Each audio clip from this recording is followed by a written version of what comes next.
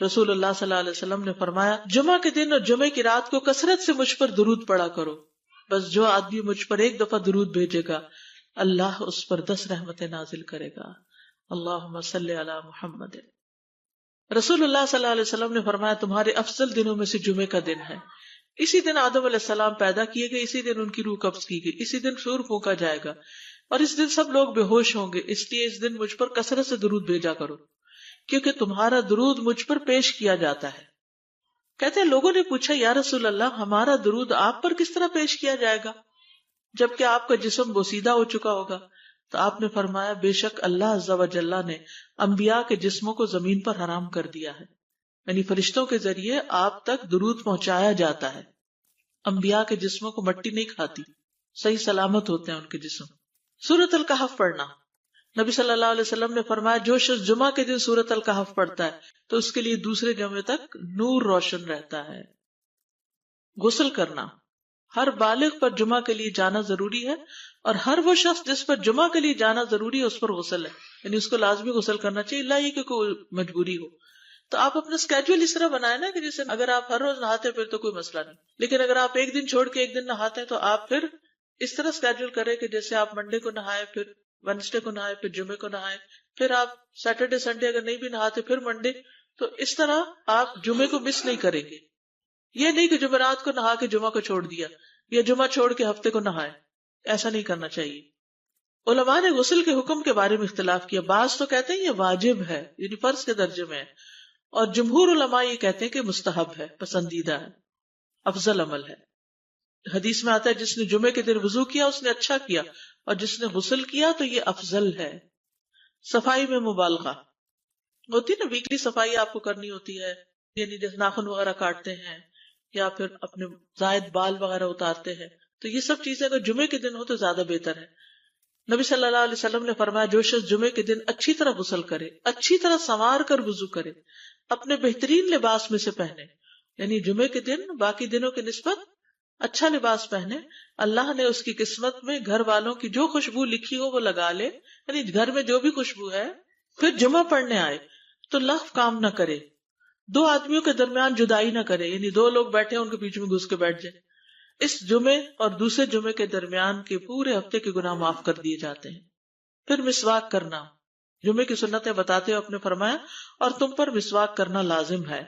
اچھا لباس پہننا، نبی صلی اللہ علیہ وسلم نے فرمایا اگر ممکن ہو تو جمعہ کے لیے اپنے کام کاج کے کپڑوں کے علاوہ 2 کپڑے اور بنا رکھنے میں کیا حرج ہے، اسپیشل ڈریس رکھے جو جمعے کو ہی پہن لے۔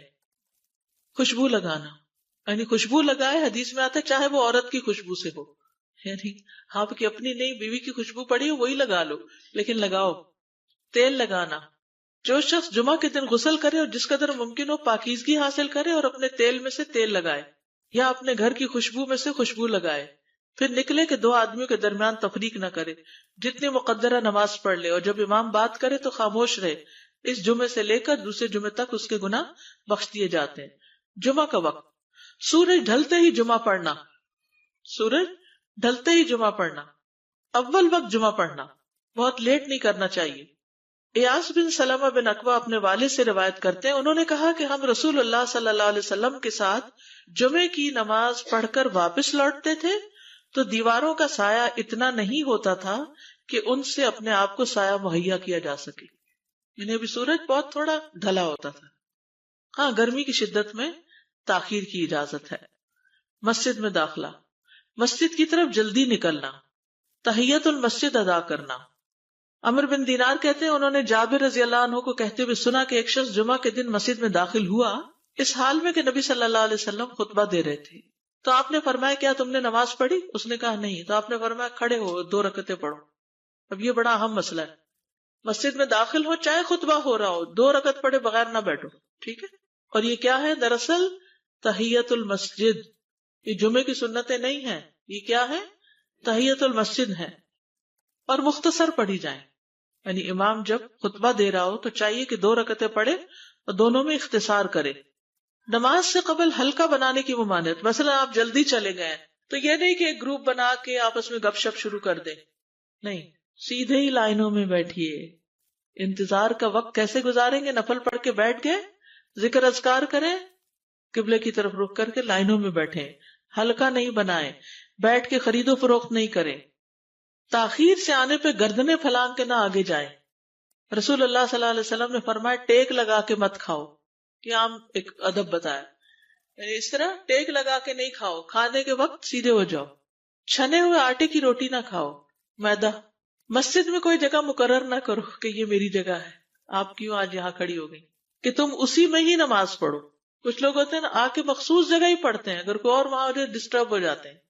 اور جمعہ کے دن لوگوں کی گردنیں نہ پھلانگو، ورنہ اللہ تمہیں قیامت کے دن لوگوں کے لیے پل بنا دے گا۔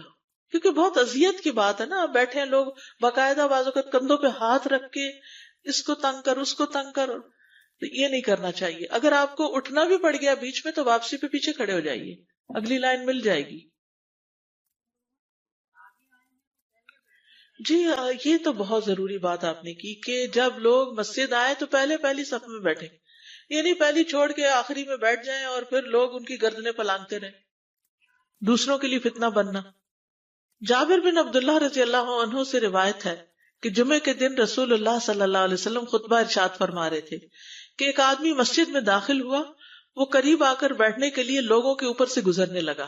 رسول اللہ صلی اللہ علیہ وسلم نے فرمایا بیٹھ جاؤ، تحقیق تم نے لوگوں کو تکلیف پہنچائی اور دیر سے آئے۔ یہ عربی کے الفاظ بڑے خوبصورت ہیں، اجلس فقد آذیت و آنیت، کتنی جامع زبان ہے یہ۔ اجلس فقط آذیت، تو نے اذیت دی، و آنیت، اور دیر سے آئے، ہاں تو اس سے منع کیا گیا۔ کسی کو اس کی جگہ سے نہ اٹھانا۔ جابر رضی اللہ عنہ نبی صلی اللہ علیہ وسلم سے روایت کرتے ہیں، آپ نے فرمایا تم میں سے کوئی شخص جمعہ کے دن اپنے بھائی کو کھڑا نہ کرے کہ پھر دوسری طرف سے آ کر اس کی جگہ پہ خود بیٹھ جائے، بلکہ جو آئے وہ کہے جگہ کشادہ کرو، ہمارے لیے بھی جگہ بناؤ، یہ کہے۔ خطبہ جمعہ اور اس کے آداب۔ خطبہ جمعہ کی اہمیت۔ جب اذان ہو جائے تو کیا کرے انسان؟ مسجد کی طرف دوڑ پڑے۔ تو مسجد میں جماعت تو نہیں ہو رہی ہوگی، پہلے کیا ہو رہا ہوگا؟ خطبہ ہو رہا ہوگا۔ امام کا خطبے سے پہلے سلام کرنا۔ نبی صلی اللہ علیہ وسلم جب ممبر پر چڑھتے تو حاضرین کو السلام علیکم کہتے۔ امام کا کھڑے ہو کر خطبہ دینا۔ رسول اللہ صلی اللہ علیہ وسلم کھڑے ہو کر خطبہ دیتے، پھر بیٹھ جاتے، پھر کھڑے ہوتے اور کھڑے ہو کر خطبہ دیتے، یعنی بیچ میں تھوڑا سا بیٹھ بھی جاتے تھے۔ جس نے تمہیں یہ خبر دی کہ آپ بیٹھ کر خطبہ دیتے تھے تو تحقیق اس نے جھوٹ بولا۔ بس یقیناً اللہ کی قسم میں نے آپ کے ساتھ 2000 سے زائد نمازیں پڑھی ہیں، یعنی جن میں بہت سے جمعے بھی آئے ہیں، تو ایسا کچھ نہیں۔ امام کا 2 خطبے دینا، یعنی کھڑے تھے پہلے، پھر ذرا بیٹھ گئے، پھر دوسری دفعہ اٹھے، تو یہ 2 خطبے ہو گئے۔ مختصر خطبہ دینا۔ آپ کے خطبات چند کلمات ہوا کرتے تھے، بہت لمبی تقریریں نہیں۔ آپ کا خطبہ درمیانہ ہوتا تھا۔ نبی صلی اللہ علیہ وسلم نے فرمایا آدمی کا نماز کو لمبا کرنا اور خطبے کو مختصر کرنا اس کی سمجھداری کی علامت ہے۔ بس نماز لمبی کرو اور خطبہ مختصر کرو، کیونکہ بعض بیان جادو جیسا اثر رکھتے ہیں، یعنی تھوڑے بھی بات کرو گے تو دل میں چلی جائے گی۔ نماز پہ زیادہ توجہ۔ نبی صلی اللہ علیہ وسلم کا خطبے میں سورۃ قاف پڑھنا۔ حارثہ بن نعمان کی بیٹی سے روایت ہے، کہتی ہے کہ میں نے سورۃ قاف رسول اللہ صلی اللہ علیہ وسلم سے سن کر حفظ کر لی۔ آپ ہر جمعے کو خطبے میں پڑھا کرتے تھے۔ سامعین کا امام کی طرف رخ کرنا، یعنی جمعے کے دن یہ نہیں کہ آپ کرسی لگا کے کسی اور طرف منہ کر کے بیٹھ جائیں اور جب جماعت ہو تو پھر صف میں کھڑے، نہیں، آپ صف میں بیٹھے ہو، کس طرف منہ ہو؟ قبلہ رخ ہو، امام سامنے ہی ہوگا نا قبلے کی طرف۔ ایک صحابی کہتے کہ جب آپ ممبر پہ چڑھتے تو ہم اپنے چہروں کے ساتھ آپ کی طرف متوجہ ہوتے، ادھر ادھر نہیں دیکھتے تھے خطبے کے دوران۔ امام کے قریب بیٹھنا۔ اللہ کے نبی صلی اللہ علیہ وسلم نے فرمایا ذکر میں حاضر ہوا کرو، یعنی خطبہ میں، اور امام کے قریب بیٹھا کرو، بے شک آدمی دور ہوتا رہتا ہے حتیٰ کہ وہ جنت میں بھی پیچھے ہی ہوگا اگرچہ وہ اس میں داخل بھی ہو جائے۔ یہ تاخیر کی اتنی مذمت ہے۔ خاموشی سے خطبہ سننا، یعنی بات نہیں کرنی چاہیے، کوئی اہم بات بھی نہیں پوچھنی چاہیے۔ ابن مسعود سے روایت ہے کہ انہوں نے ابی ابن کعب سے قرآن کی کسی آیت کے بارے میں سوال کیا جبکہ اللہ کے نبی خطبہ دے رہے تھے، تو انہوں نے اعراض کیا اور کوئی جواب نہ دیا۔ پھر جب آپ نے نماز پڑھائی تو ابی کہنے لگے تمہارا جمعہ ہی نہیں ہوا۔ تو ابن مسعود نے رسول اللہ صلی اللہ علیہ وسلم سے پوچھا تو آپ نے فرمایا ابی نے سچ کہا، کوئی بات کرنے کی اجازت نہیں، یہ کہنے کی بھی کہ چپ ہو جاؤ یہ بھی اجازت نہیں۔ عبداللہ بن مسعود کہتے کہ جب امام جمعہ کے لیے آ گیا پھر تمہارا اپنے ساتھی سے یہ کہنا کہ خاموش رہو لغویت کے لیے کافی ہے، یہ بھی لغو بات ہے۔ کوئی لغو حرکت نہ کرنا، کنکریوں سے نہ کھیلنا، فون سے نہیں کھیلنا، میسجز چیک نہیں کرنا، انگلیوں میں انگلیاں ڈال کے پٹاخے نہیں بجانا، گوٹ مار کے نہیں بیٹھنا. گوٹ مار کے کیسے بیٹھتے ہیں؟ گھٹنے اوپر کر کے اور یوں ایسے گھٹنوں کے گرد ہاتھ ڈال کے. کئی دفعہ ایسے نظر آتا ہے کہ خطبے میں لوگ اس طرح بیٹھے ہوتے ہیں کیونکہ پتہ نہیں ہے. یعنی آپ چوکڑی مار سکتے ہیں. آپ سب سے افضل پوزیشن تو یہ ہے کہ جیسے نماز کے اتحیات میں ہم بیٹھتے ہیں، لیکن کچھ لوگ اس طرح بیٹھ نہیں سکتے، اس لیے کرسی میں بیٹھ جائیں. اگر کرسی نہیں ہے، نیچے بیٹھے ہیں تو چوکڑی مار کے بیٹھ جائیں، مگر ٹانگیں اس طرح پیٹ کے ساتھ لگا کے گھٹنوں پہ ہاتھ کو بل دے کے اس طرح نہیں بیٹھے. اگر مجبوری ہے تو وہ اور بات ہے، لیکن یہ کہ بلا وجہ نہیں کرنا چاہیے کیونکہ ادب کے خلاف ہے. اونگ آنے پر جگہ بدلنا. نبی صلی اللہ علیہ وسلم نے فرمایا اگر جمعہ کے دن کسی کو مسجد میں اونگ آنے لگے تو اپنی اس جگہ کو دوسری جگہ سے بدل لے. کہ بعض اوقات ایسا ہوتا ہے نا، خطبے کے وقت بڑی سکینت ہوتی ہے اور آخری خطبہ تو آپ نیند میں ہی سنتے ہیں. نماز جمعہ کی رکعت 2 رکعت ہے فرض بس. جمعہ کی نماز 2 رکعتیں ہیں اور ان دونوں میں قرات ہوتی ہے. نبی صلی اللہ علیہ وسلم جمعے میں سبح اسم ربک الاعلی اور حل اتاک حدیث الغاشیہ پڑھتے. کبھی جمعہ اور عید کٹھے ہو جاتے تب بھی دونوں نمازوں میں یہی صورت پڑھتے تھے. ٹھیک ہے. اسی طرح صبح کی نماز میں جمعے کے دن الف لام میم التنزیل اور حل اتی علی الانسان کی قرات کرتے اور نماز جمعہ میں سورۃ الجمعہ اور منافقین کی تلاوت کرتے. یعنی یہ بھی ملتا ہے. فرض کے بعد 2 رکعت پڑھنا.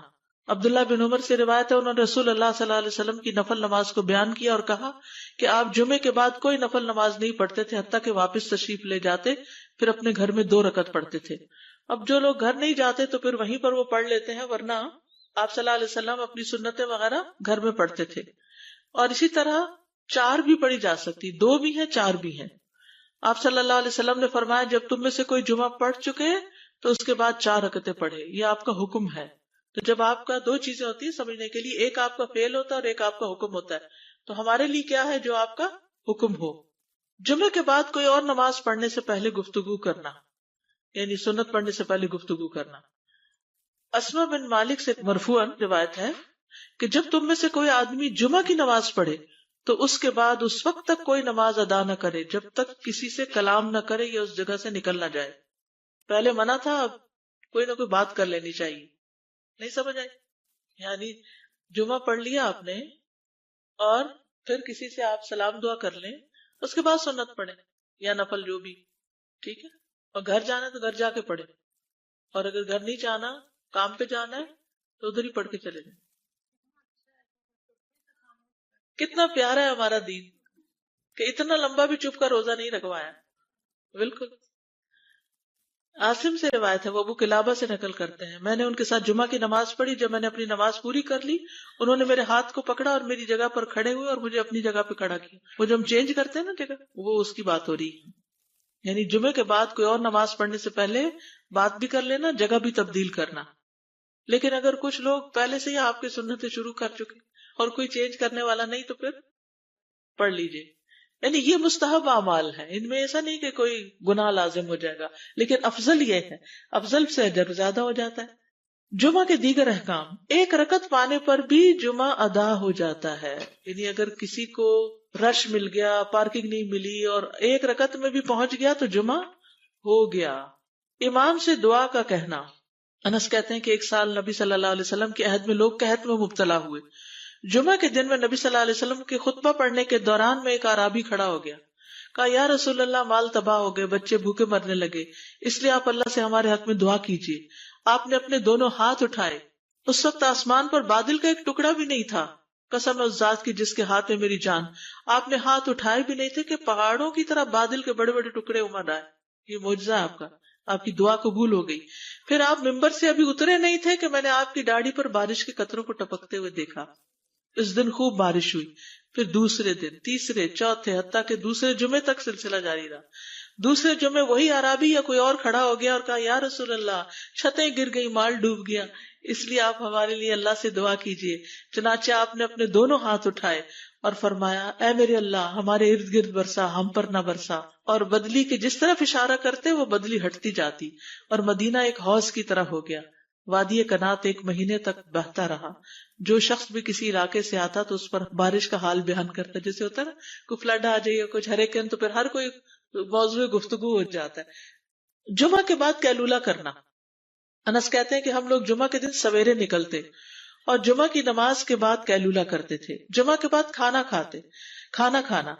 سہل کہتے ہیں کہ ہم نہ تو قیلولہ کرتے نہ دوپہر کا کھانا کھاتے مگر جمعے کے بعد. لنچ کب ہے؟ جمعے کے بعد.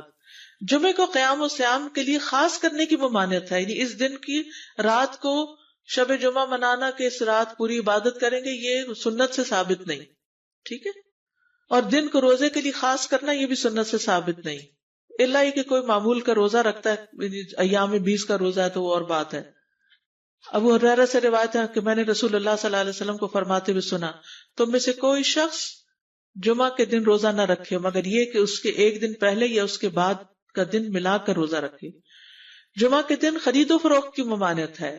جمعہ کے دن جب نماز کے لیے پکارا جائے تو اس وقت اللہ نے خرید و فروخت سے منع کیا ہے. وَذَرُوا الْبَيْعَ، اس دن کاروبار حرام ہے. اور یہ جمعے کی دوسری اذان کے ساتھ تعلق رکھتا ہے، یعنی صبح صبح کام کر سکتے ہیں لیکن اذان ہوتے ہی چھوڑ دیں، اور جب پھر جمعہ سے فارغ ہو جائے تو دوبارہ دکان پہ جا کے بیٹھ جائیں. جابر بن عبداللہ کہتے ہیں کہ نبی صلی اللہ علیہ وسلم جمعہ کے دن خطبہ ارشاد فرما رہے تھے کہ مدینہ میں ایک تجارتی قافلہ آیا. رسول اللہ صلی اللہ علیہ وسلم کے صحابہ اس کی طرف لپک پڑے اور آپ کے پاس مسجد میں صرف 12 آدمی بچے.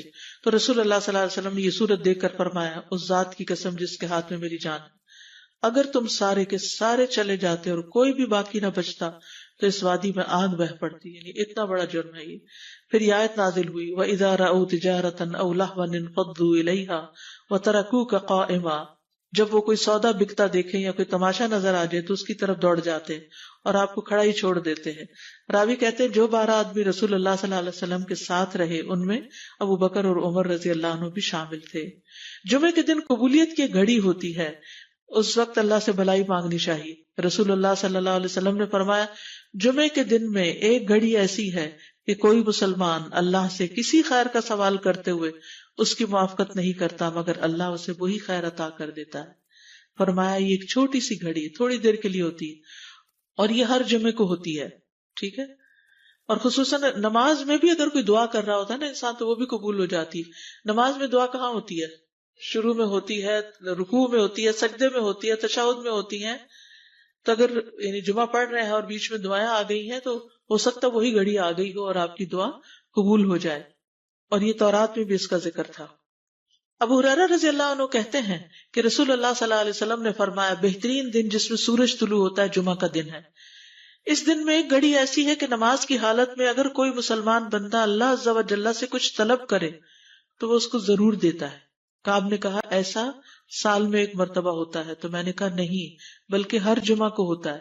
کہتے ہیں پھر کعب نے تورات پڑھی تو کہا نبی صلی اللہ علیہ وسلم نے سچ فرمایا.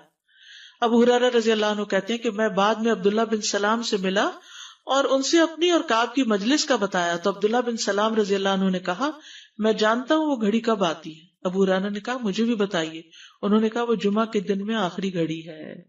میں نے کہا یہ جمعے کے دن کی آخری گھڑی کیسے ہو سکتی ہے؟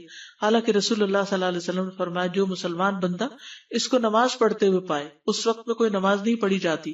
تو عبداللہ بن سلام نے کہا کیا رسول اللہ صلی اللہ علیہ وسلم نے یہ نہیں فرمایا جو شخص نماز کے انتظار میں بیٹھا رہے وہ گویا نماز ہی کی حالت میں ہے حتیٰ کہ نماز پڑھ لے؟ کہتے ہیں میں نے کہا ہاں. تو انہوں نے کہا بس یہی ہے، یعنی اس وقت کیا کرنا چاہیے؟ آخری گھڑی میں وضو وغیرہ کر کے مغرب کی نماز کے انتظار میں بیٹھ کے دعائیں کریں، اذان ہو تو نماز پڑھ لیں. عصر کے بعد سے مغرب تک کا وقت ہے. انس بن مالک سے روایت ہے کہ نبی صلی اللہ علیہ وسلم نے فرمایا جمعہ کے دن اس گھڑی کو جس میں دعا کی قبولیت کی امید کی جاتی ہے عصر سے لے کر سورج ڈوبنے تک کے درمیان تلاش کرو، اور دن کی آخری گھڑی ہے. تو اللہ سبحانہ وتعالی ہمیں اس دن کی برکتوں سے فائدہ اٹھانے کی توفیق عطا فرمائے.